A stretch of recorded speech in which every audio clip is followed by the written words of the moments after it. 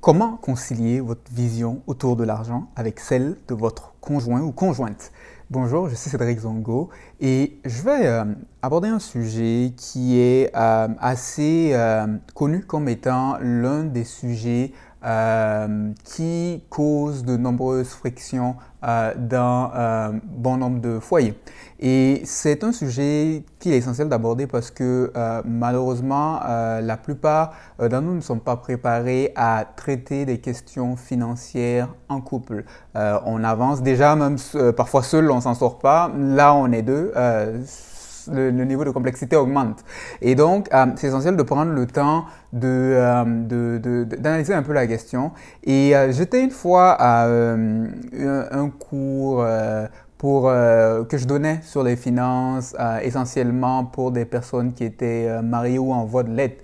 Et quand j'ai terminé ma présentation, je suis revenu m'asseoir à la table avec d'autres participants et mon épouse était avec moi ce jour-là. Et quand je suis revenu à la table, il y a une personne à la table qui m'a posé une question et qui m'a posé la question. Il avait un peu l'air, je sentais un peu d'anxiété un peu dans sa question. Dans son visage, mais il me pose la question à savoir, et puis vous, est-ce que ça vous arrive d'avoir des divergences autour de l'argent? Et là, j'ai regardé mon épouse et puis ben, on est parti à rire. Et là, je lui ai répondu en lui disant, ben, bien sûr que oui, ça nous arrive. Et puis, il était un peu perplexe. Ah ouais, comptable, comment ça se fait? On a naturellement discuté et une des choses que je l'ai amené à réaliser, que je pense qui est essentielle pour que chacun d'entre nous arrivons à saisir, c'est que parvenir à une harmonie autour des finances dans un couple est un processus. Ce n'est pas quelque chose qui se fait en un instant. Il y a un travail à faire, c'est un processus qui prend du temps. Le jour où vous êtes marié, le célébrant vous a probablement dit « et maintenant vous êtes devenus un ». Et c'est pour vous dire que c'est un peu vrai et un peu faux en même temps. C'est un peu vrai d'un côté parce que oui, officiellement, vous êtes maintenant un couple, vous êtes une entité. Mais d'un autre côté, c'est pas totalement vrai parce que ça va vous prendre les 50 prochaines années de votre vie pour apprendre à devenir un. En fait, ce qu'on vient de déclarer, c'est sur papier vous êtes un, mais maintenant vous venez de commencer le processus d'apprendre à devenir un. Et donc c'est un processus. Et dans ce processus-là, il y a des chocs qui vont naturellement, prendre place. Et c'est important de le dire parce que malheureusement nous vivons aujourd'hui dans une société d'apparence, où les gens ont tendance à projeter une apparence qui n'est pas la réalité. Et malheureusement, beaucoup de personnes comparent leur réalité à une apparence de réalité. Et elles se trouvent à se décourager en se disant « mais pourquoi chez moi c'est pas comme ça alors que j'ai l'impression que chez les autres ça se passe différemment ?» Mais c'est juste une impression. Et j'ai été rappelé de cette réalité-là par un ami une fois qui m'a envoyé un article qui parlait d'un homme qui venait de tuer sa femme. Et il était un peu bouleversé un peu par la nouvelle. Et puis, en discutant, il disait il était un peu bouleversé parce que il avait eu l'occasion de les rencontrer et il semblait être un couple très heureux. Il comprend pas comment est-ce que ça se fait que finalement, ce couple-là, on dit que l'homme a finalement tué la femme et ça sort dans les journaux, etc. Et c'est une réalité de la société dans laquelle nous vivons. Les apparences de réalité ne sont pas toujours des réalités. Et donc, il faut éviter de comparer. Et chaque personne est dans un processus. Et dans ce processus-là, il y a des chocs qui arrivent et on apprend et on s'améliore. Et donc, le but n'est pas la perfection, mais le but, c'est de viser à diminuer l'intensité et la fréquence des conflits qui se produisent. Et le processus, donc, pour parvenir à concilier un peu ces visions et à créer un climat plus harmonieux, ça commence premièrement par se donner une vision, par définir quelle est la vision que vous avez pour vous en tant que couple. Et une chose que vous pouvez faire, donc, c'est de prendre le temps de rêver, de prendre que ce soit une soirée ensemble, une journée, pour vous poser la question, pour les questions à savoir qu'est-ce que vous aimeriez faire, qu'est-ce que vous aimeriez devenir dans 20 ans, 30 ans, etc., 10 ans, etc., vous vous projetez et quels sont les endroits que vous aimeriez visiter, etc. Et c'est important d'établir cette vision parce que c'est la vision qui crée un certain sens d'unité. Et il y a ce proverbe qui dit que ben, là où il n'y a pas de vision, le peuple périt, les gens périssent. Et c'est la même chose, que ce soit pour une personne, un couple, une nation, etc. Et c'est la vision qui donne un sens de focus, qui donne un sens d'unité. Ça commence par là.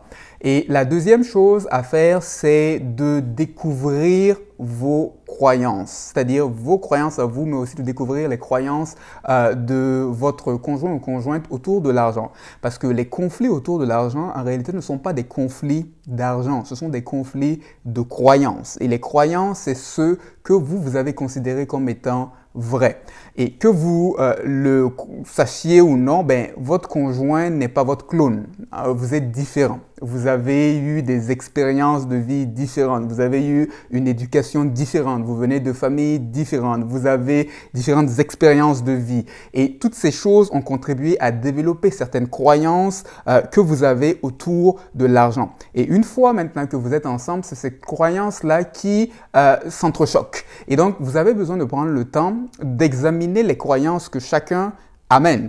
Et peut-être que vous êtes avec un conjoint qui, à cause des différentes expériences qu'il a vécues, est arrivé à croire que la chose la plus importante dans la vie, c'est d'épargner. Et de l'autre côté, vous, à cause des différentes expériences que vous avez vécues, vous êtes arrivé à croire que la chose la plus importante dans la vie à faire, c'est donner. Et donc, on se retrouve en face de deux personnes, un qui veut donner toute la ferme et l'autre qui dit non, c'est absurde de le faire. Et donc, mais les deux ont des réalités et des preuves pour appuyer leurs croyances. Et donc, c'est d'arriver à discuter pour arriver à voir qu'est-ce que chacun a appris. C'est de prendre le temps de poser la question, alors, qu'est-ce que tu as eu à apprendre au sujet de l'argent, que ce soit de la famille d'où tu viens, que ce soit des différentes expériences que tu as eu à vivre. Et donc, et de prendre le temps de poser ces questions parce que ce que ça va faire, c'est que vous allez comprendre d'où vient l'autre et ça va aussi vous donner un peu, et ça va donner aussi à l'autre l'impression d'avoir le sentiment d'être un peu compris et de créer par moment un sens d'empathie envers l'autre.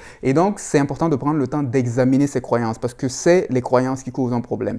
La troisième chose, pour parvenir à concilier un peu ces visions et créer un sens d'harmonie, c'est d'accepter les différences de personnalité.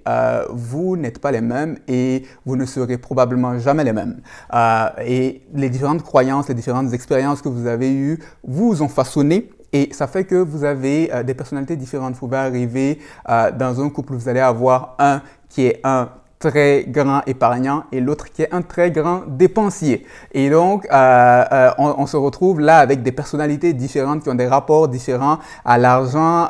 Et le problème souvent avec les différences de personnalité, c'est que quand on a une certaine personnalité, on a tendance à penser que il n'y a qu'une seule façon, il n'y a que notre façon de faire qui est la bonne. Je veux dire, pour l'épargnant, il faut épargner. Pour le dépensier, ce qui compte, c'est les bulles de champagne. Et donc, on a chacun pense que c'est sa vision, sa façon d'être qui est la meilleure.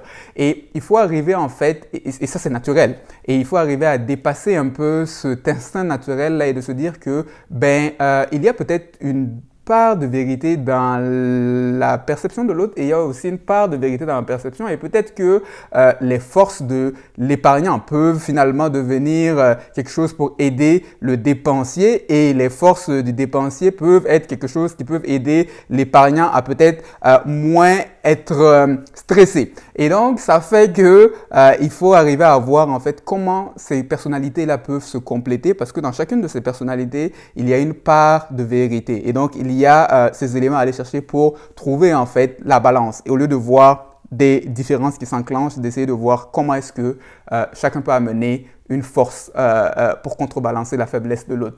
Et donc, c'est la troisième chose à faire dans le processus, donc d'accepter les différences de personnalité. Et finalement, la quatrième chose dans le processus, ce serait d'établir ce que vous allez avoir comme philosophie de gestion ou de valeur autour de l'argent. Qu'est-ce que vous avez comme valeur? Qu'est-ce que, par exemple, est-ce que la générosité, c'est une valeur pour vous? Est-ce que l'épargne, c'est une valeur pour vous? Est-ce que le vivre selon ses moyens, ne pas s'endetter, c'est quelque chose qui a une valeur pour vous. Et donc, c'est un peu comme si vous allez définir votre constitution de famille, parce que vous êtes une famille comme un pays, vous allez définir votre constitution de famille. Qu'est-ce que vous croyez?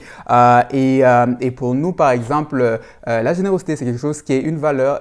Et vivre selon ses moyens, c'est quelque chose qui a une valeur. Par exemple, si il se trouve que on n'a pas les moyens de s'offrir quelque chose, on attend. On travaille plus, met de l'argent de côté jusqu'à ce qu'on soit capable de payer la chose cash. Et donc, on évite les emprunts à la consommation. C'est quelque chose qui fait partie, par exemple, de notre constitution chez nous. Et donc, vous avez besoin de définir votre constitution, votre philosophie de gestion chez vous selon des simples principes de gestion. Et la dernière chose à faire, la cinquième chose, ce serait d'élaborer un budget. Un budget, c'est un plan donc sur la façon dont vous entendez dépenser les ressources en tant qu'équipe. Et vous êtes une équipe, mais vous êtes aussi, c'est une équipe qui parle d'équipe, parle de plusieurs personnes. Il n'y a pas d'équipe s'il n'y a pas plusieurs personnes. Et donc, vous êtes donc plusieurs personnes, mais qui forment une équipe. Et c'est là l'équilibre à devoir trouver dans l'élaboration du budget pour respecter les objectifs de chacun tout en respectant l'objectif du couple en tant que tel. Et donc, il faut un peu voir la chose, c'est un peu comme une entreprise. Dans une entreprise, vous avez différents départements. Vous avez, par exemple, le département de la production, le département des ventes. Et donc, chacun de ces départements sont un peu des sous-entités, mais chacun de ces départements constitue l'ensemble de l'entreprise. Et lorsqu'une entreprise élabore, par exemple, son budget, elle va s'assurer que oui, il y a l'objectif global de l'entreprise, mais comment est-ce qu'on va faire pour coordonner les différents départements, pour allouer de l'argent aux différents départements pour qu'elles fonctionnent dans le but d'atteindre l'objectif de l'entreprise. Et c'est un peu la même chose à l'échelle individuelle. C'est d'arriver à faire un budget qui va prendre en considération l'objectif global de ce que vous avez, vous, en tant que couple, pour vous amener à la vision que vous avez, tout en n'ignorant pas les besoins respectifs des uns et des autres. Donc, vous allez faire un budget pour prendre en compte les dépenses du foyer, la maison, toutes ces choses, mais aussi allouer quand même un certain minimum pour les différentes dépenses personnelles qui peuvent exister, les vêtements, etc. Et aussi penser à allouer de l'argent de poche à chacun, que chacun peut utiliser à sa guise selon ses préférences. Et donc, pour donner une certaine marge de liberté aussi aux gens dans le couple. Et donc, ces différentes façons de fonctionner. Donc, on établit un peu le budget. Ça fait en sorte que, oui, les objectifs du foyer en tant que tel sont respectés et que chacun a quand même une certaine marge, mais tout le monde s'assure de travailler à ne pas frustrer l'objectif principal, à rester dans les balises qui ont été établies pour permettre à l'objectif principal de se réaliser. Et donc, c'est un processus pour parvenir à concilier les différentes visions. C'est un processus qui se travaille. Ce n'est pas parfait, mais jour après jour, c'est de s'améliorer, de continuer, de persévérer. Ça va demander parfois des discussions qui sont difficiles, mais qui sont essentielles parce que ça permet de passer à une autre étape, de clarifier certaines choses et d'arriver progressivement à une harmonie qui est de plus en plus vivable. Alors, donc, je vous encourage à entreprendre les actions nécessaires pour parvenir à créer ce climat. C'est un processus, engagez-vous à l'intérieur. Et j'espère que la capsule vous aura aidé. Et si, naturellement, vous avez des questions que vous aimeriez que je réponde, vous pourrez cliquer sur le lien qui est en dessous de cette capsule afin de me soumettre vos questions et ce sera un plaisir d'y répondre. À la prochaine.